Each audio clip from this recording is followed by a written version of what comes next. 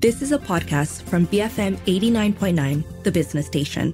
8:36, Wednesday, the 19th of October, and you're listening to The Morning Run with Keith Kam, Chong Jensen, and I'm Wong, Ning. But before that, let's talk about politics, because GE15 is upon us very, very soon. But this morning, we are turning our attention to Sarawak, because according to Gabungan Parti Sarawak Secretary General, Datuk Seri Alexander Nanta Linggi, the Sarawakian coalition will wait until after GE15 to decide on who to cooperate with, and without naming any parties, Nanta saying that this has always been the coalition's principle as GPS wants a stable federal government. GPS is slated for a landslide victory off the back of its sweeping victory in the 2021 Sarawak state elections, which saw the coalition winning 76 seats out of the 82 seats. For GE15, Sarawak comprised 31 seats in total out of the 222 seats in Parliament, and GPS currently holds 19. How will Sarawakans vote in the coming elections, and which way might GPS swing? Will this state once again play kingmaker in determining who will form the next government? For answers, we turn to Dr. James Chin, Professor of Asian Studies at the University of Tasmania. Good morning, James. Always good to speak to you. So let's start with what you make of GPS Secretary General Datuk Seri Alexander Nanta Linggi's comments that they will work with any coalition that can guarantee stability and only decide after GE15. Good morning. So again, there's nothing that Alex said that hasn't been said before. It is well known that GPS attitude is that we want to maximize our benefits from being part of the federal government, any federal government. So it is quite clear that GPS will follow the formula they've been following since 2018.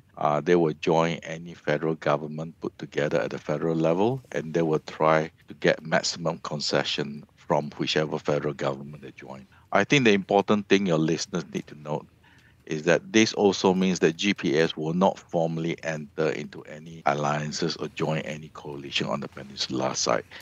They will very much remain on the outside, but they will join the federal government or join the coalition that's putting together the federal government and give the GPS MP numbers to that government to provide a more secure and a more stable government. But they will not join any form of coalition that's on the peninsula. So this is not a reflection in terms of their confidence in Barisan National win in GE15, is it? Well, it's nothing to do with which coalition is fighting out in the peninsula. Their attitude is that we've got very little stakes on the Malay establishment and the fight in the Malay peninsula. We'll just wait for the winner to come out of the entire process, let the winner try to set up a government first, and we were coming at the very last minute. We expect more than 20 MPs from our side. If we can join with Sabah, even better. We'll join as a Borneo bloc, and we will provide the stability to the federal government. And in return, we want the federal government to do 1, 2, 3, 4, 5, whatever GPS is interested in. Yeah, and Doctor, to put you in the spot, but which peninsular coalition do you think would be their preference? Pakatan already has presence in Sarawak, PKR and DAP, while Perikatan Nasional has passed an Islamic party which goes against the values of the Sarawakan state government. But wouldn't it make most sense for GPS to just outrightly declare support for Barisan? Well, my own personal opinion is, having known many of these key players for a very, very long period, they are most comfortable with Barisan. That is due primarily to history. So GPS actually used to be known as the Sarawak Barisan Nasional. So after 2018, they just rebranded themselves. So they're very comfortable with most of the senior UMNO leaders. They know them for a very, very long time.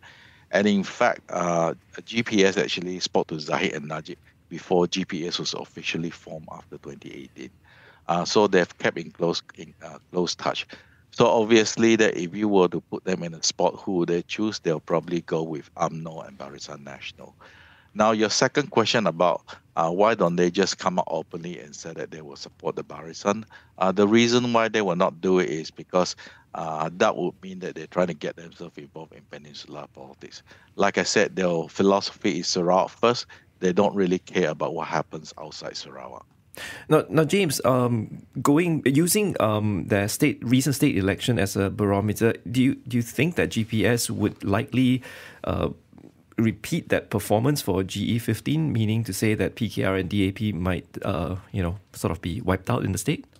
I don't think Pakatan Harapan through DAP will wipe out. DAP will still retain some Chinese seats, but obviously there's no way DAP can retain the same number of seats.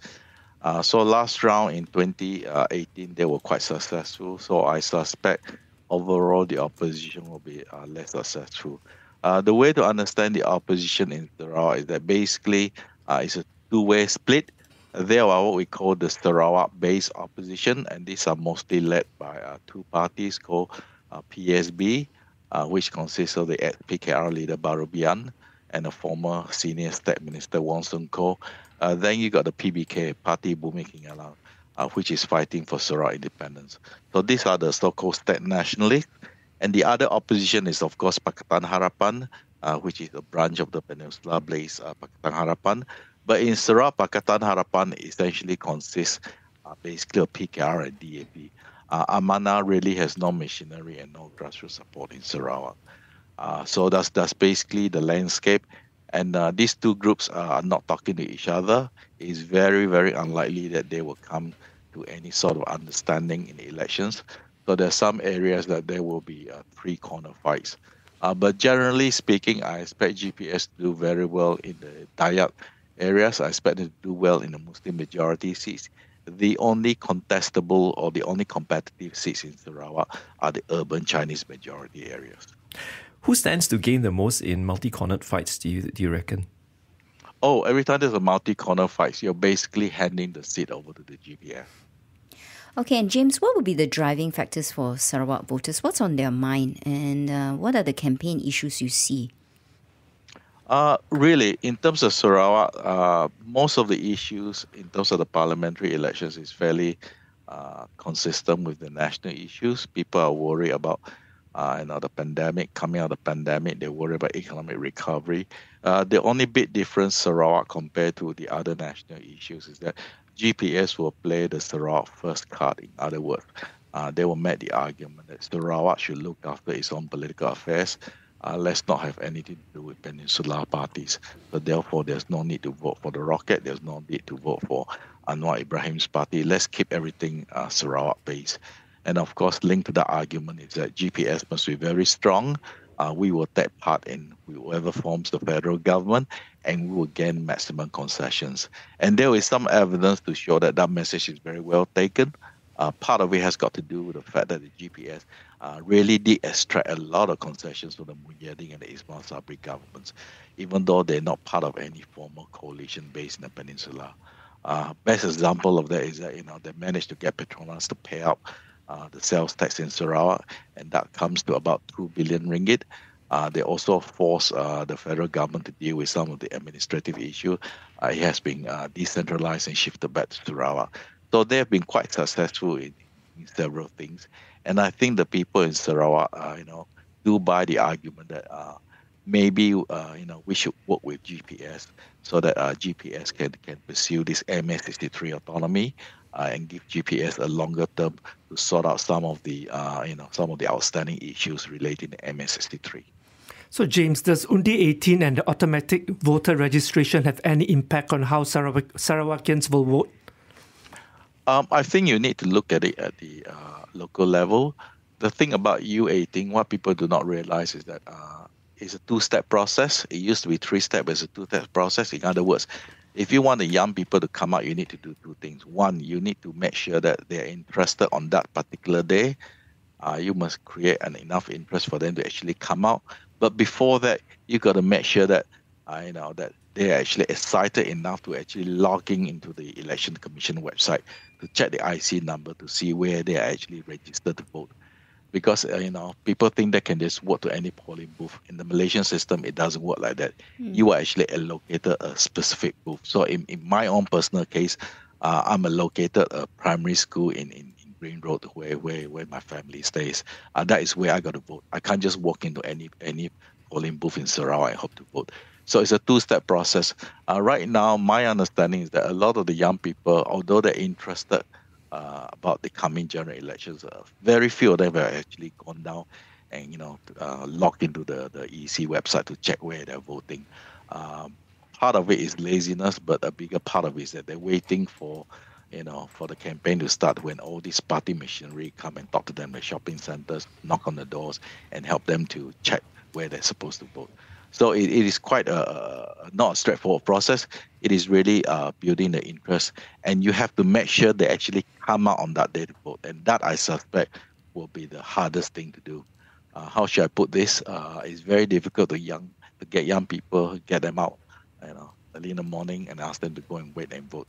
Some of them, of course, will do it because they're interested in politics and this is the first time they're voting. But I suspect it will take quite a bit on the part of political parties to actually get them out of bed in the morning so that they can go to vote. All right, thank you for your time. That was Dr. James Chin, Professor of Asian Studies at the University of Tasmania, giving us his views on how Sarawakans will vote in the upcoming GE15. I hope young people who are listening, Sarawakian-based, you will prove Dr. James Chin wrong and go out and vote. Go and check exactly where you're supposed to vote. That is something important all of us actually should do. Not just Sarawakians, but this actually reminds me of the conversation I had with Nick Nazmi on the Breakfast Grill some weeks back.